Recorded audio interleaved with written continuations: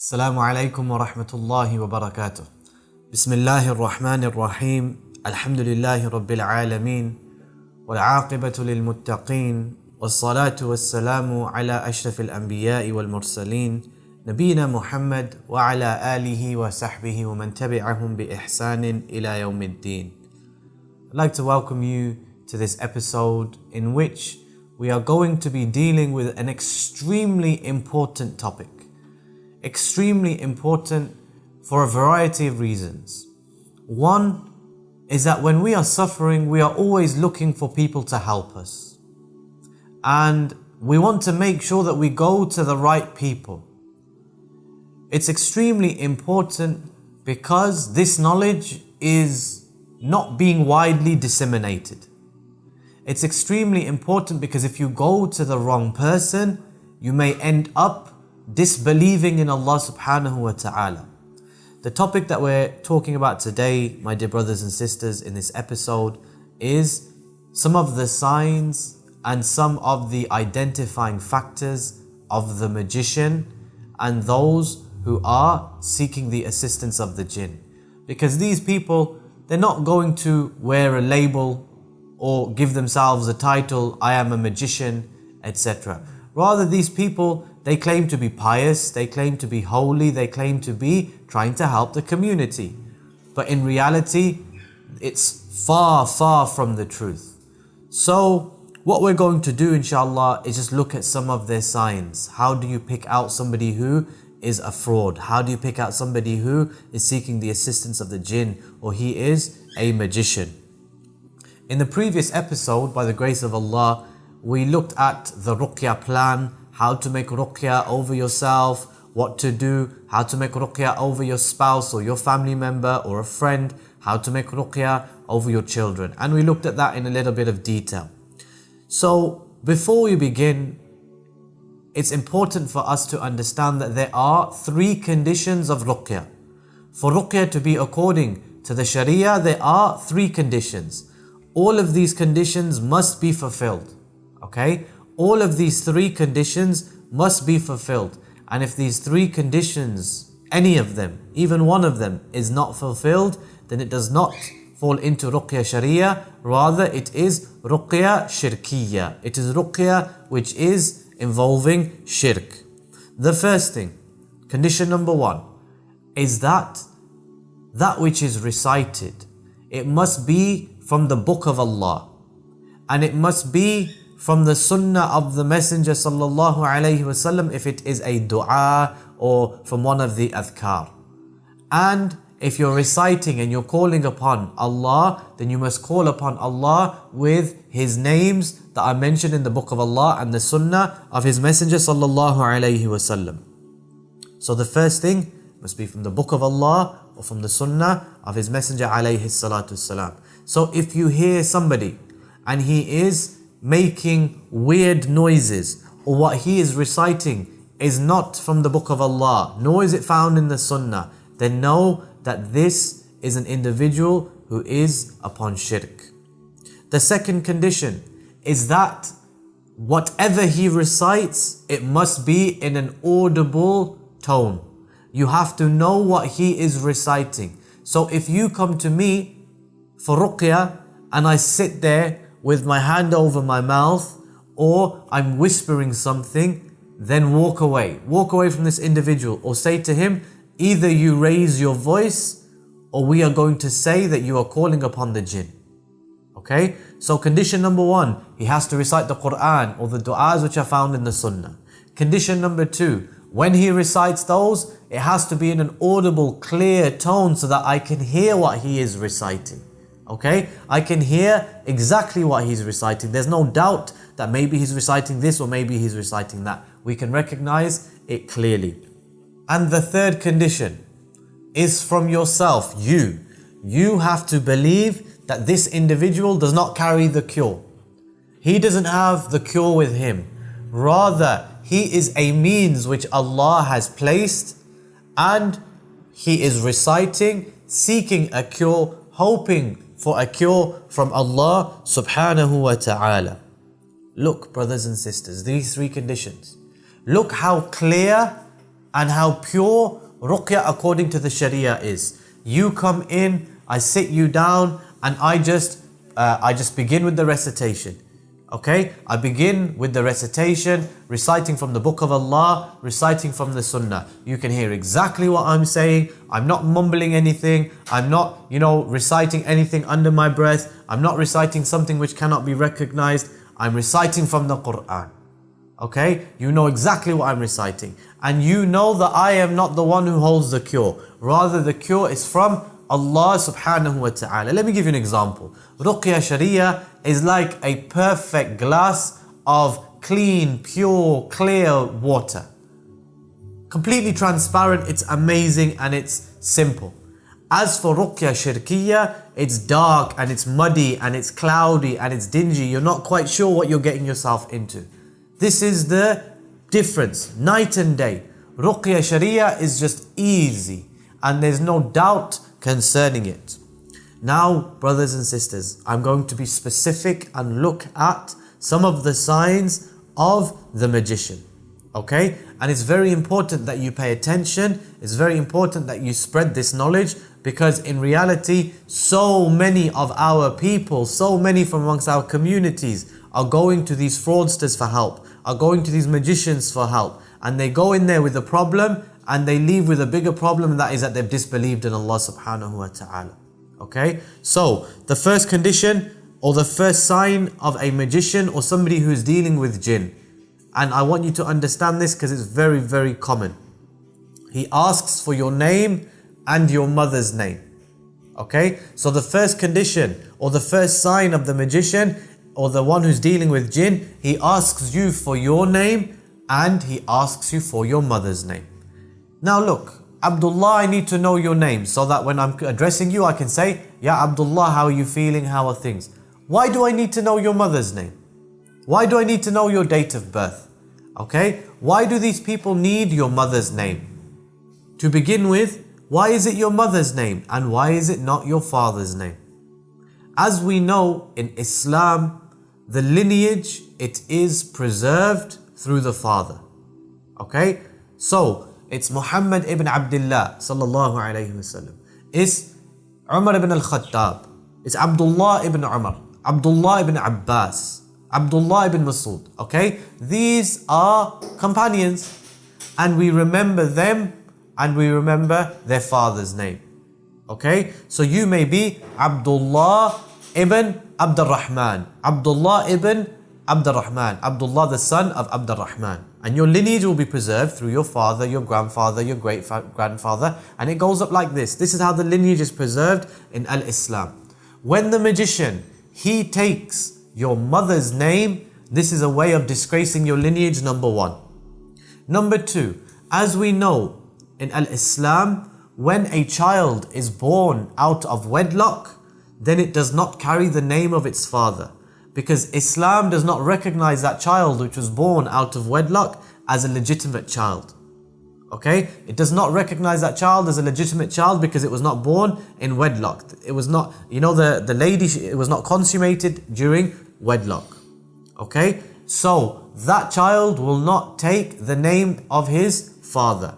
When the magician takes your name, in other words, in essence, he is saying that you were born out of wedlock and your mother is a fornicatress. That your mother fornicated and you were born out of wedlock.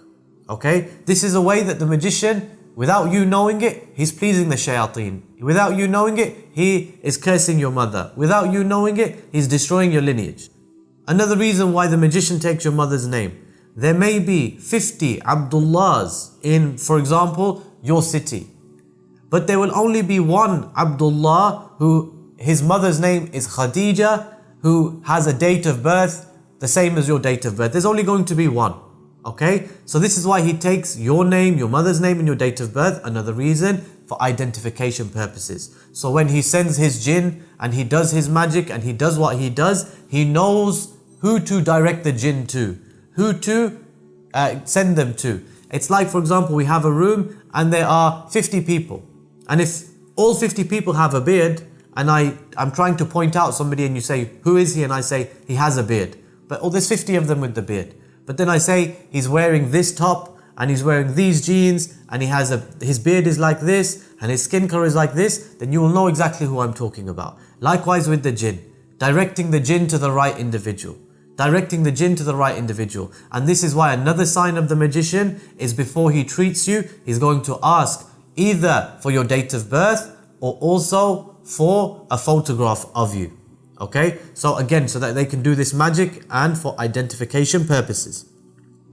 Another reason why they take your mother's name is they do something known as abjad. They use a table known as abjad. Okay, abjad is a table whereby the magician, he takes your name and he takes your mother's name, and they have this table of abjad. In the table of abjad, every letter in the Arabic language is called the abjad table because it begins with alif, ba, jim and dal. Abjad. It's called the abjad table because of the first 4 letters that it begins with. The abjad table, it has letters in the Arabic language and it gives them a numerical value. Okay, so they work out the letters in your name and your mother's name and they give all of this a numerical value.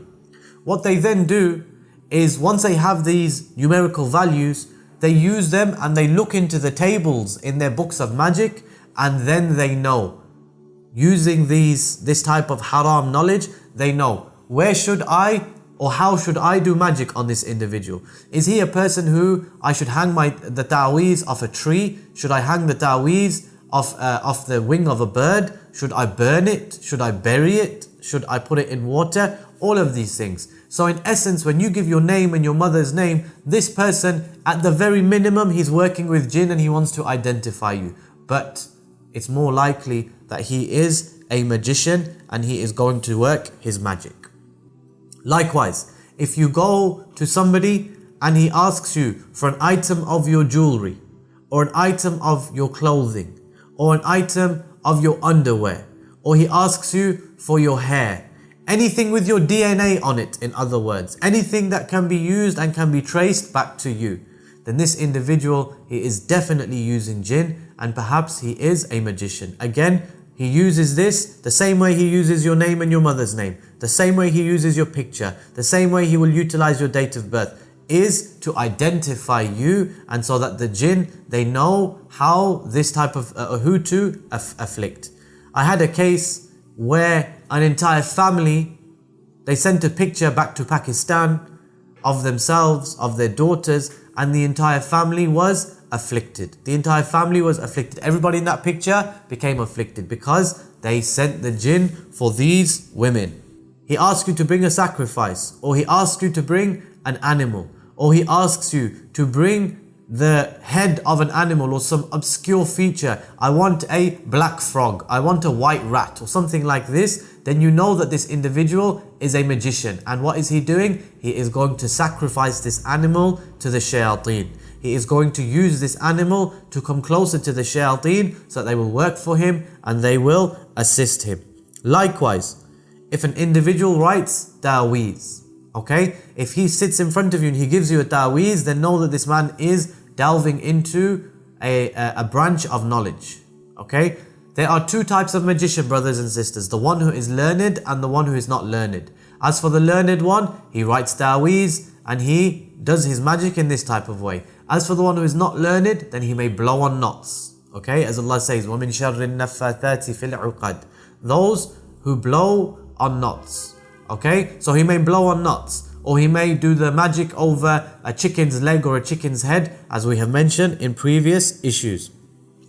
Likewise, if he gives you a string, as I've just mentioned, and he makes a knot in there and he whispers something over the knot, then know that this person is 100%, he is seeking the assistance of the jinn and he is also a magician. Likewise, if you hear him whispering or murmuring something and you can't make out what it is, stop him and say, listen, either you make it very clear what you're reciting, or I'm going to walk away and I'm going to tell the people that you are practicing a branch of magic. Likewise, if he gives you something to burn and he says, here, burn this and then inhale the smoke. So burn this and inhale the fumes. Don't burn it and don't inhale the fumes, because if you burn it and inhale the fumes, you're going to end up possessed. Okay, so if he gives you something to burn and he says burn this, etc., then know that this individual is a magician. Likewise, if you hear him seeking assistance from anybody other than Allah, Abdul Qadir al-Jilani, Ya Ghawth al-A'zam, oh this one, oh that one, calling upon the Messenger sallallahu alayhi wasallam, calling upon Jibreel, calling upon Israfil, calling upon Israel, all of these, calling upon anyone other than Allah subhanahu wa ta'ala, then know that this person is a person of misguidance and walk away and do not have anything to do with this individual. He may also give you a bead or a different colored stones and say, here, wear this, put this into a ring, carry this with you, carry this around with you, put this in your bag.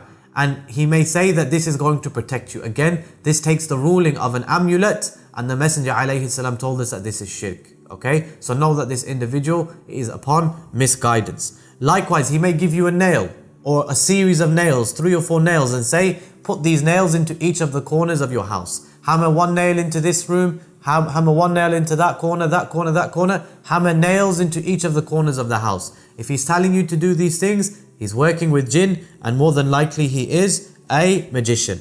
When you go and visit this individual, when you go and visit him, perhaps he turns the lights off and begins to make weird noises, and then he tells you what is wrong with you. Or you hear something or you feel something. Again, this individual is at the very least seeking the assistance of the jinn, or he may be a magician. Before he begins his ritual, he begins to burn incense and then start to invoke others besides Allah, or he says, I have jinn or good jinn working for me. Again, you know this individual is a person of misguidance. Or he might write the Quran in a disjointed manner. So he writes Qul huwallahu ahad, i.e. Surah Ikhlas, but he writes it inside of a box and he breaks up all the different letters. This is disrespecting the Quran, and this is one of the ways that the magicians operate.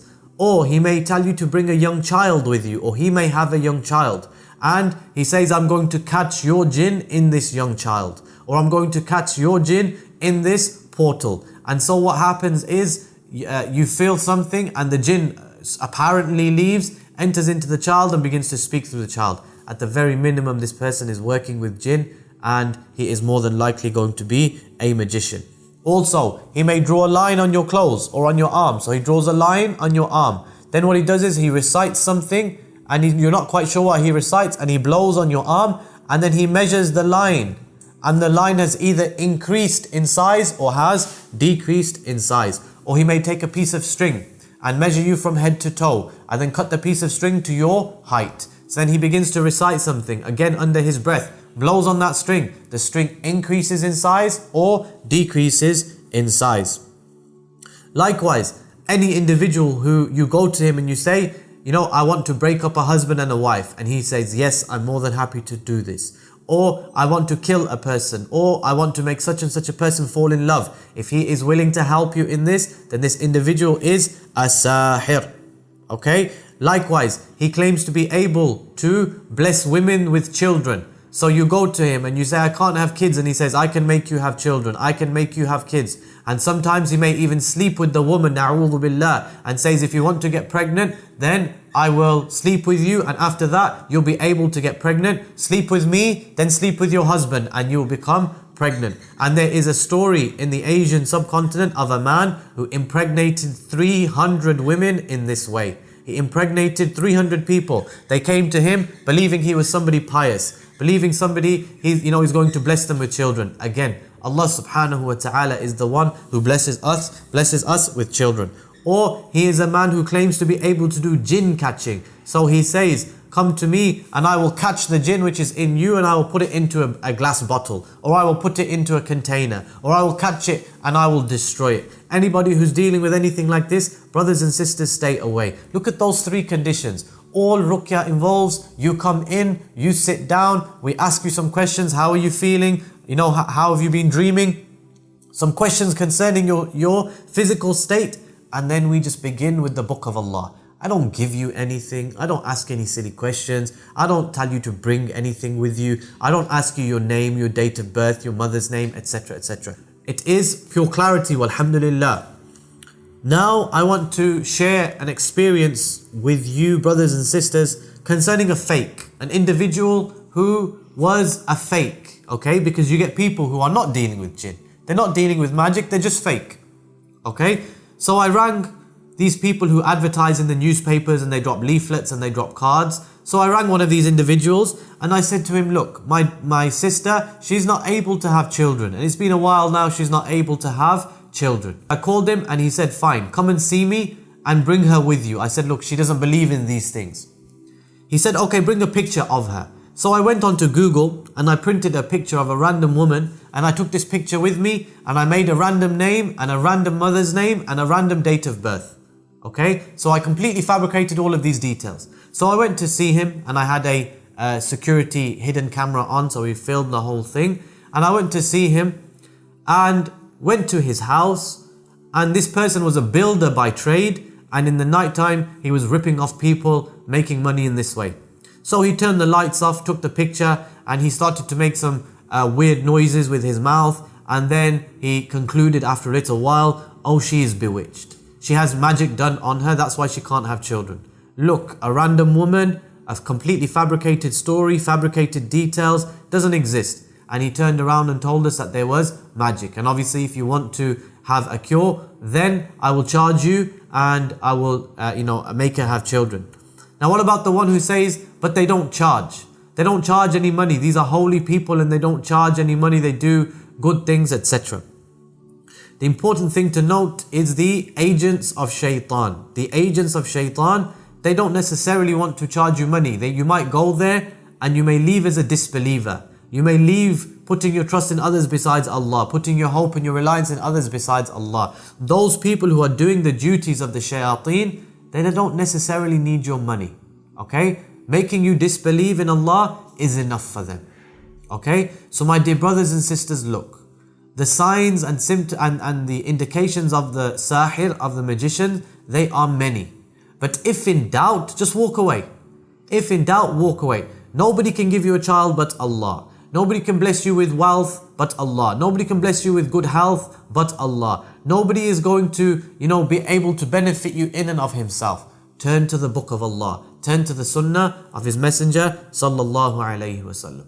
So look, I ask Allah subhanahu wa ta'ala to protect us from these magicians and to expose them. I ask Allah subhanahu wa ta'ala to give us clear insight and to be able to identify these magicians. I ask Allah subhanahu wa ta'ala that He educates and causes us to be a reason for the education of the masses. And ultimately Allah subhanahu wa ta'ala knows best. Wassalamu alaikum wa rahmatullahi wa barakatuh.